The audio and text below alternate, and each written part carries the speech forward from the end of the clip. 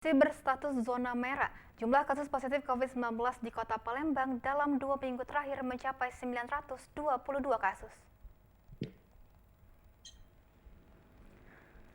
Terhitung sejak 19 April hingga 2 Mei 2021, kasus positif COVID-19 di Kota Palembang tercatat sebanyak 922 kasus dengan rata-rata kasus harian mencapai 60-80 kasus.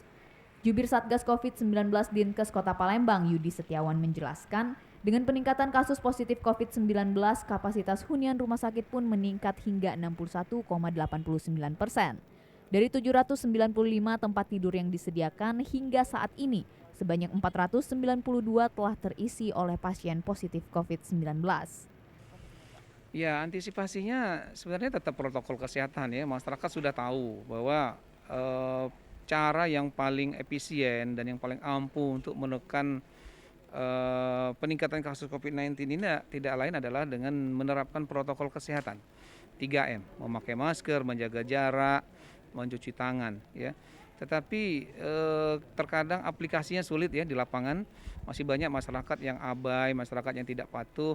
Nah, kami dari Dinas Kesehatan minta bantuan dari lintas sektor terkait supaya benar-benar kepatuhan terhadap protokol kesehatan ini bisa dijalankan.